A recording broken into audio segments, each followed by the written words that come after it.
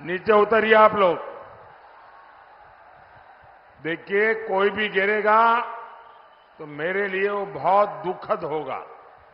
आप नीचे उतरिए।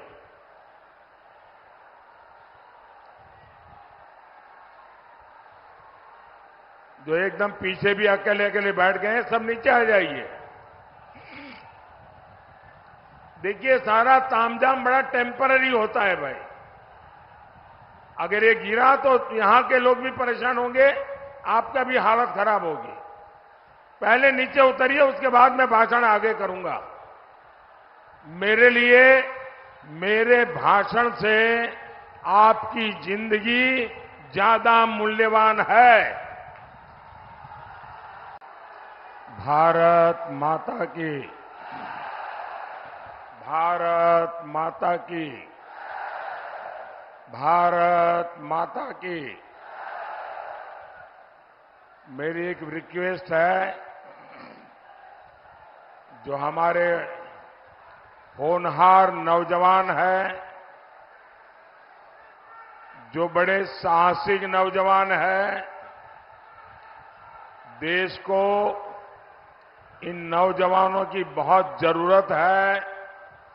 मेरी उन नौजवानों को हाथ जोड़ करके प्रार्थना है कि जहां ऊपर है वहां से नीचे आइए। नीचे उतरिए आप लोग। देखिए, कोई भी गिरेगा तो मेरे लिए वो बहुत दुखद होगा। आप नीचे उतरिए।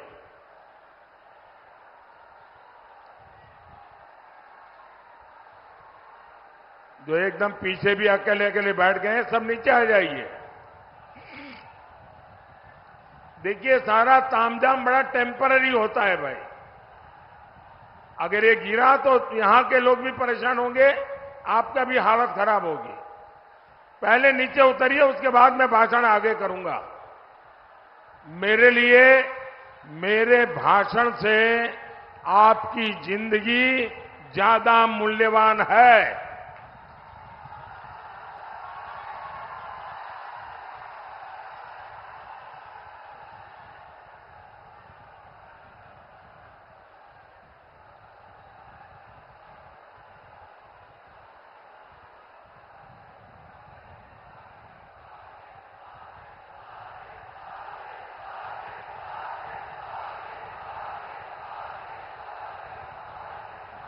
वो जो लास्ट में दो लोग खंभे पे, नीचे आओ भाई।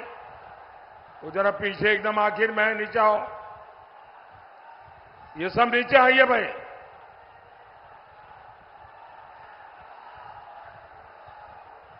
जरा सिक्योरिटी के जो लोग हैं, जरा चिंता करें।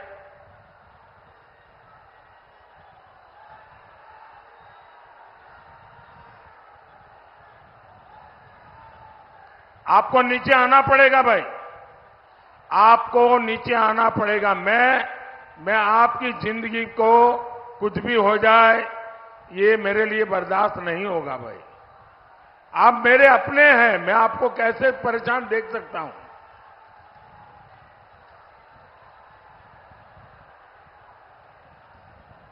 अब आपने मुझे देख लिया है, अब सुनना है तो हम नीचे आएंगे तो अच्छा सुनाई देगा। देखिए, जगह छोटी ही पड़ गई है। मैं देख रहा हूं बाहर भी लाखों की तादाद में लोग खड़े हैं।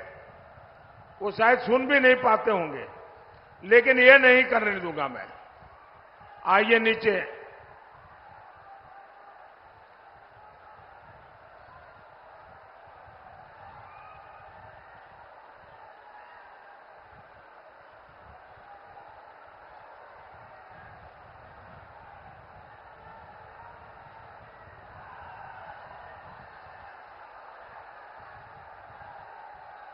शाबाश, बहुत समझदार है सब नौजवान।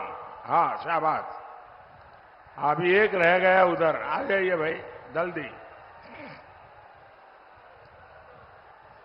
जरा उनको नीचे लाइए।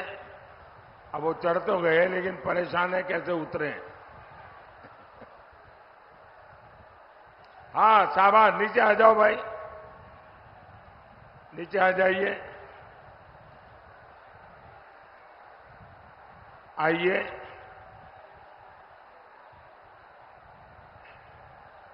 जिन नौजवानों को मैंने नीचे उतारा है, अगर उनको, उनके स्वमान को अगर कोई चोट पहुंची है तो मैं उनकी क्षमा मांगता हूं। लेकिन आप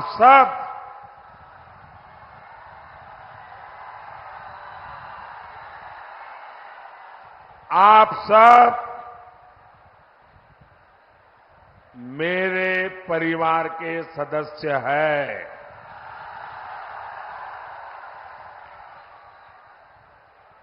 और इसलिए इतने प्यार से परिवार के सदस्य को कहने का मेरा भी तो हक बनता है ना।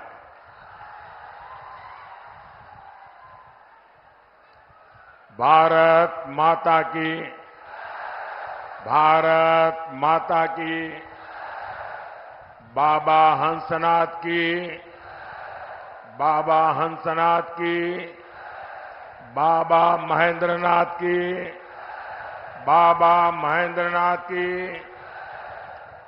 ई पवित्र धरती पर हम रउआ लोगन के वंदन अभिनंदन करतानी।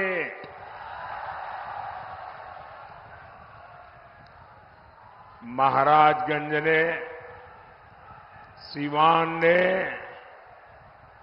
अपने जोश से पूरे भारत में संदेश दे दिया है। फिर एक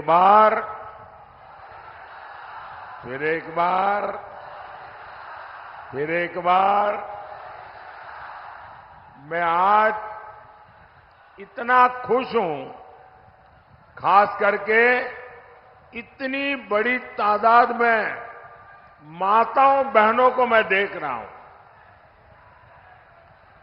माताओं बहनों का ये आशीर्वाद, ये मेरी बहुत बड़ी ऊर्जा है।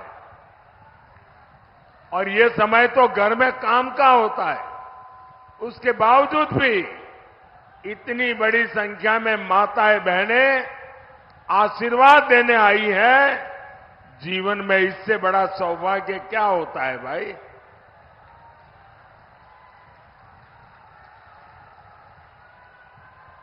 साथियों, मेरा ये बहुत सौभाग्य है कि इन दिनों मुझे देश के कोने कोने में देशवासियों के दर्शन करने का सौभाग्य मिला है। पूरे देश में मैं मातृशक्ति का जो जज्बा देख रहा हूं, माताओं बहनों का जो प्यार देख रहा हूं, हमारे नौजवानों का जो उत्साह देख रहा हूं, गांव हो, गरीब हो, किसान हो, एक प्रकार से सारा देश के उज्जवल भविष्य के लिए संकल्पबद्ध हो चुका है। और मैं भी आपको गारंटी देता हूं, मैं आपके लिए दिन रात मेहनत करूंगा, पहले से भी ज्यादा मेहनत करूंगा।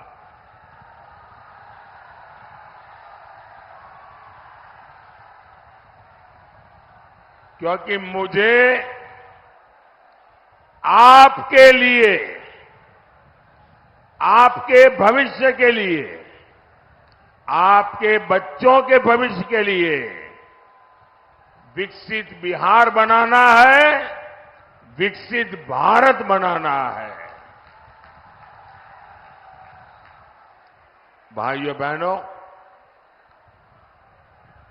गरीब से गरीब मां बाप भी हमेशा चाहता है कि जाने के बाद बच्चों को कोई विरासत में दे करके जाए।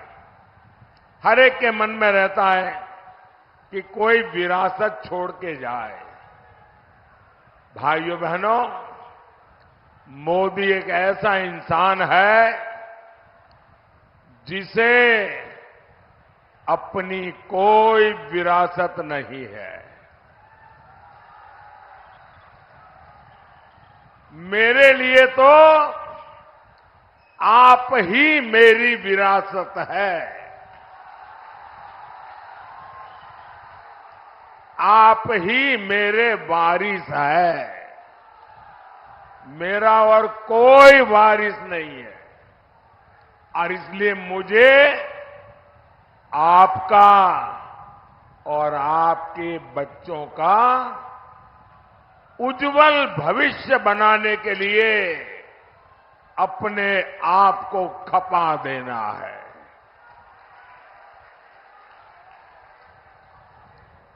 मैं नहीं चाहता कि अपने जीवन में आपने जो कष्ट भोगे उसका रत्ती भर भी आपकी आने वाली पीढ़ियों को वो परेशानियों में जीने के लिए मजबूर होना पड़े। और इसलिए मुझे गरीब कल्याण के बड़े फैसलों के लिए आज मैं आपके गांव आया हूं, आपके बीच आया हूं, आपके आशीर्वाद मांगने के लिए आया हूं। भाई वहां कोशिश मत करो भैया, प्लीज। वहां कोई जगह ही नहीं, कहां जाओगे?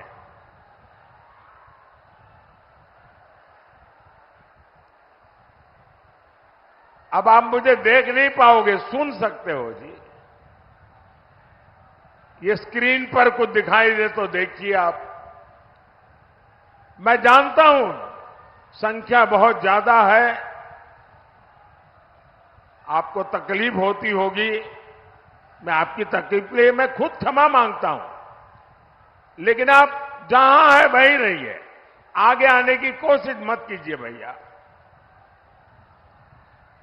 मेरा तो सौभाग्य है कि इतना कष्ट उठा करके आप हमें आशीर्वाद देने आए हैं। भाइयों बहनों, आपके उज्जवल भविष्य के लिए देश को केंद्र में फिर एक बार मजबूत सरकार चाहिए। भाइयों और बहनों, जैसे जैसे 4 जून पास आ रहा है, मोदी के लिए इंडी वालों की गालियों और बददुआओं की संख्या जरा बढ़ती ही जा रही है। इनसे बर्दाश्त नहीं हो रहा कि मोदी को देश की जनता अगले 5 साल के लिए फिर से चुनने जा रही है। जिन्होंने बिहार को जंगल राज दिया, नौजवानों को पलायन दिया, परिवारों को गरीबी दी, जिन्होंने बिहार के लोगों को मारा, तड़पाया, माताओं बहनों का जीवन बर्बाद किया, जो लोग आकंठ भ्रष्टाचार में डूबे हैं, जिन्हें अदालत ने घोटाले का दोषी साबित किया है, इन लोगों की आंखों में मोदी 2400 घंटे खटकता है। लेकिन इनकी लाख कोशिशों के बाद भी मैं आपकी सेवा में डटा रहूंगा।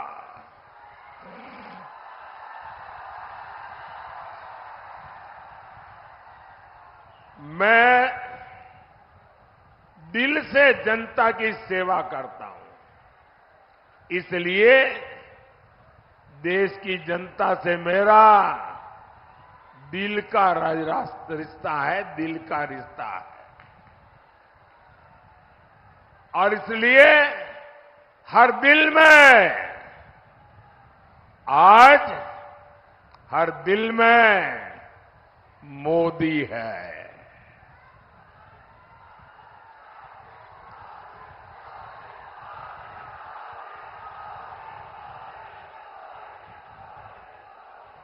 और तभी तो पूरा देश कहता है, फिर एक बार,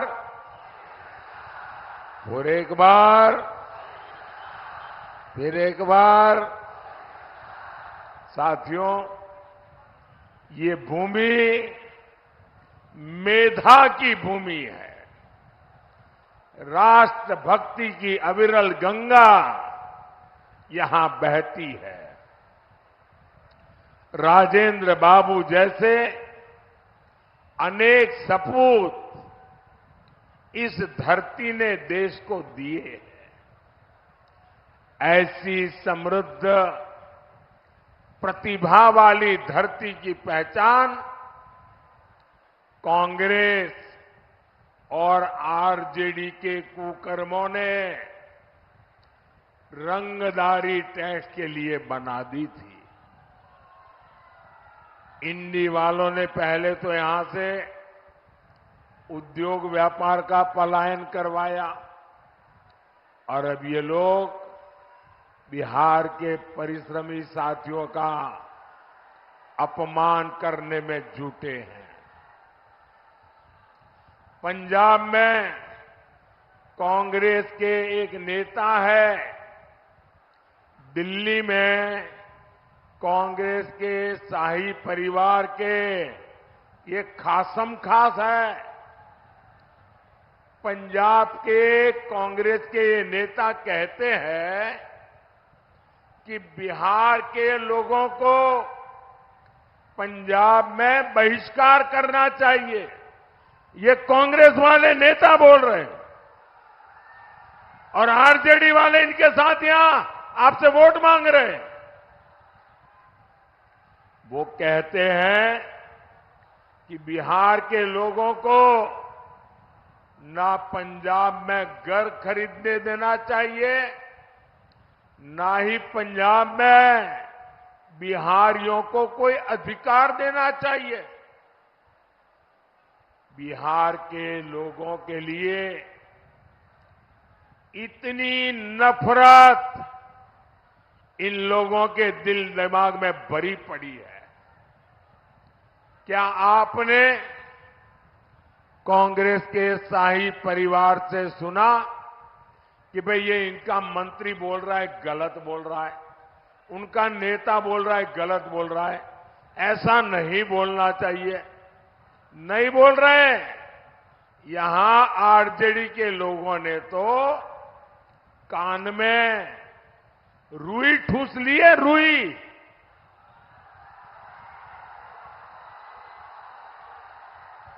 बिहार की मान मर्यादा, बिहारियों का सम्मान इंडी गठबंधन वालों के लिए कोई मायने नहीं रखता। साहब, मैं गुजरात में था, वहां का मुख्यमंत्री था, लेकिन बिहार जब अपने 100 साल मना रहा था, मैंने बिहार से अनेक महानुभावों को गुजरात में बुला करके उनका सम्मान किया था।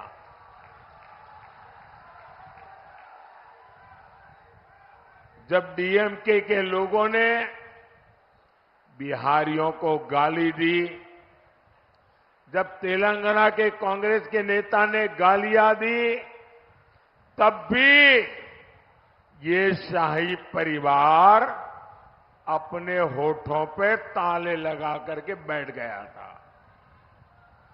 क्या इन्हें,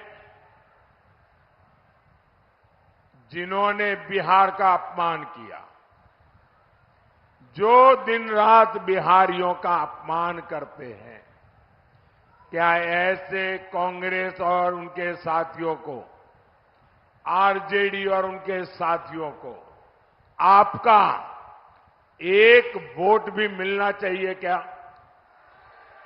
पूरी ताकत से बताइए, एक वोट भी मिलना चाहिए क्या? एक वोट भी मिलना चाहिए क्या? अरे वोट तो छोड़ो, इनको सजा होनी चाहिए कि नहीं होनी चाहिए? इस बार चुनाव में एनडीए के पार्टियों का बटन दबाकर ऐसी सजा दो, सब पोलिंग बूथ में साफ हो जाए। करेंगे? भाई और बहनों, कांग्रेस का शाही परिवार टुकड़े टुकड़े गैंग को पाल पोस रहा है। कांग्रेस और उत्तर पूर्वी भारत से, ये उत्तर पूर्वी भारत के लोगों से बदला के लेने के मिजाज में है। आपने कांग्रेस को यहां से साफ कर दिया और इसलिए ये आपसे बदला ले रहे हैं। ये भारत को एक करने वाले भगवान राम का विरोध करते हैं।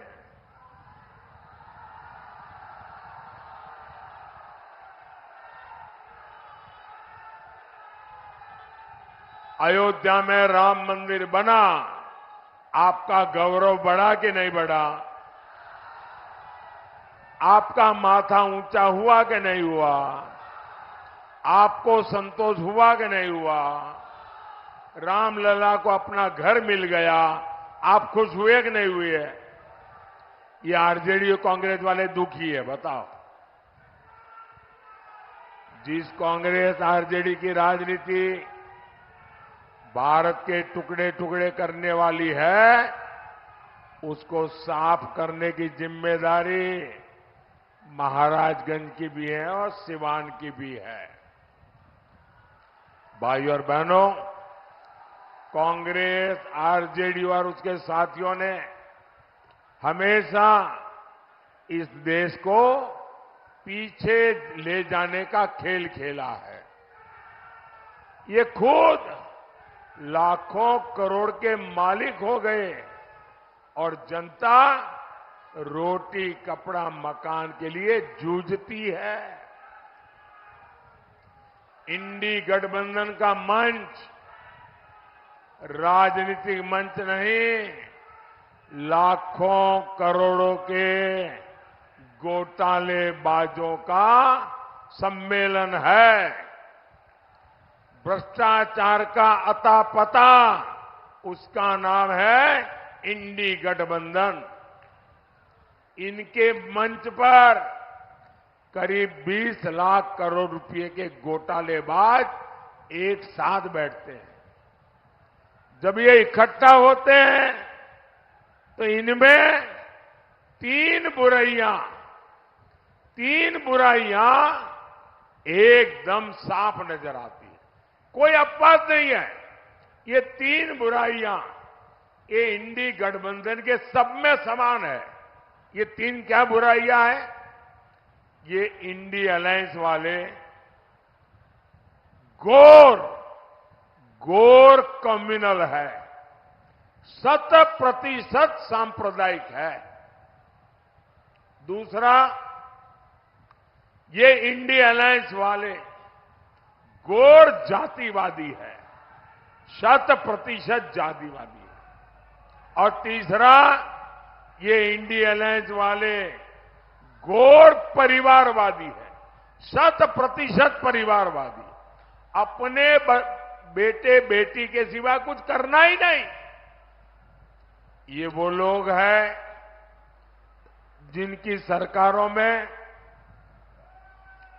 देश सांप्रदायिकता की आग में जले।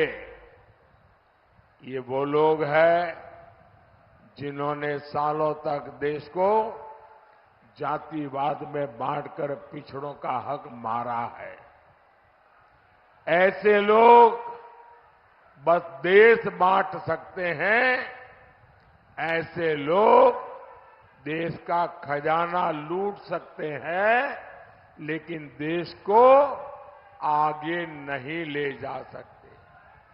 साथियों, मोदी ने अपने 10 साल में 25 करोड़ गरीबों को गरीबी से बाहर निकाला है।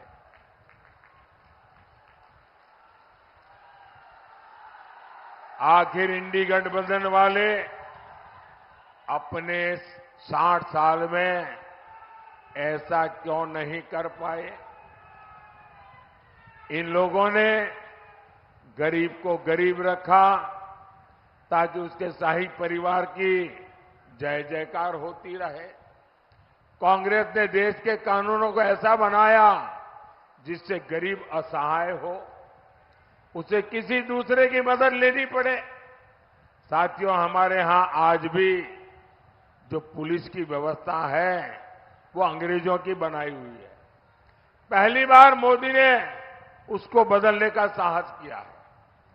पुरानी व्यवस्था के कारण गरीब सालों साल जेल में सड़ता रहता था, लेकिन आतंकवादी, अपराधी, भ्रष्टाचारी, लुटेरे बड़े बड़े वकील करके जैसे तैसे जेल से बाहर निकल जाते थे।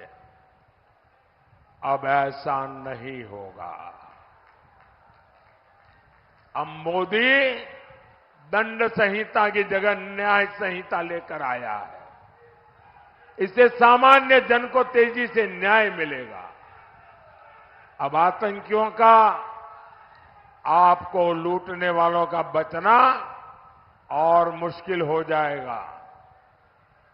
साथियों, यहां इतनी बड़ी संख्या में हमारे साथी खेती से जुड़े हैं, किसान हैं। 10 साल पहले तक एक भी रुपया किसानों को कांग्रेस सरकार से मिलता था क्या? पीएम किसान सम्मान निधि से सीवान के किसानों को अब तक करीब 1200 करोड़ रुपए मिल चुके हैं। सारण के भी किसानों को 1500 करोड़ रुपए मिले हैं। सिर्फ 5 साल में ही इतना पैसा मिला है, वो सीधे सीधे उनके खाते में गया है। भाई और बहनों, गरीब का ये बेटा आज आपके जीवन को आसान बनाने के लिए दिन रात मेहनत कर रहा है। आज करोड़ों गरीबों को मुफ्त अनाज मिल रहा है। आज घर घर नल पहुंचा है, बिजली पहुंची है, टॉयलेट हुआ है। मोदी ने सस्ता सिलेंडर बहनों तक पहुंचाया है। मुझे बहनें बताती हैं कि मुफ्त इलाज की योजना से उनको बहुत फायदा हुआ है। साथियों, पक्का घर तो गरीब का सबसे बड़ा सपना होता है। अभी तक बिहार में करीब 40 लाख पक्के घर गरीबों को मिल चुके हैं। और मेरा एक काम करोगे? जरा हाथ ऊपर करके बताओ, मेरा काम करोगे? ढीला ढाला नहीं, पूरी ताकत से बताओ, करोगे? करोगे? अच्छा, अभी आप गांव-गांव जाते होंगे, हर मोहल्ले में जाते होंगे, लोगों से मिलते होंगे। अगर आपको गांव में अभी भी कोई झुग्गी झोपड़ी में रहता है, कोई मिट्टी की छोटी सी खोली बना करके रहता है, उसको मिलकर के कह देना कि हम मोदी जी की तरफ से आए हैं। उनको कह देना कि हम मोदी जी की तरफ से आए हैं और 4 जून के बाद तीसरी बार जब मोदी की सरकार बनेगी तो जिनका घर अभी कच्चा है, मोदी उसको पक्का घर देगा। मेरी तरफ से बता दोगे? मेरे लिए तो आप ही मोदी है। आप बता देंगे ना, काम हो जाएगा। साथियों, मोदी ने 3 करोड़ नए घर बनाने की गारंटी दी है, इसलिए आप बता दीजिए और उसको कहिए जो 3 करोड़ घर बनेंगे ना, उसमें उस परिवार का भी घर होगा। और आप ये भी जान लीजिए ये जो आपको घर मिलेगा उसमें घर की रजिस्ट्री घर की महिला के नाम पर होगी, मकान की मालकन महिला होगी। भाइयों और बहनों, यहां हमारी बहुत सारी बहनें सखी मंडलों से, दीदियों के समूह से भी जुड़ी हैं। महिलाओं के ऐसे सभी समूहों के लिए आने वाले 5 साल समृद्धि लेकर आने वाले हैं। बहनें ड्रोन पायलट बनेगी और ड्रोन से खेती करके कमाई करे, ये योजना मोदी ने बनाई है। मोदी की गारंटी 3 करोड़ बहनों को लखपति दीदी बनाने की है। जब माताओं बहनों की आय बढ़ेगी तो परिवार की, गांव की खरीद शक्ति बढ़ेगी। यही तो विकसित भारत का रास्ता है।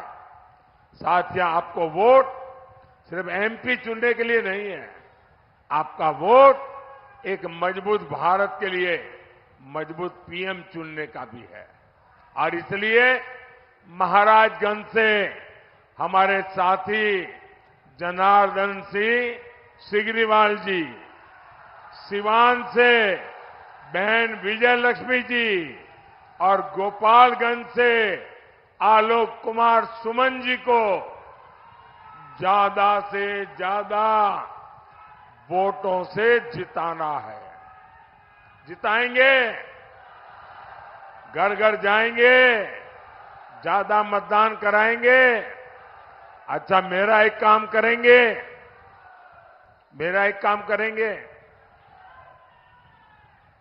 क्यों ठंडे पड़ गए भाई? इनके लिए तो बड़े उत्साह से बोल रहे हो। इनके लिए बोला तो हाथ ऊपर कर दिया, मेरे लिए बोला तो हाथ नीचे हो गया। मेरा एक काम करोगे? पक्का करोगे? यहां से ज्यादा घरों में जाना, ज्यादा से ज्यादा परिवारों में मिलना और सबको जाके कहना कि अपने मोदी जी आए थे, मोदी जी ने आपको जय श्री राम कहा है। मेरा जय श्री राम हर घर में पहुंचा दोगे? हर परिवार में पहुंचा दोगे? बोलिए भारत माता की, भारत माता की, भारत माता की। बहुत बहुत धन्यवाद।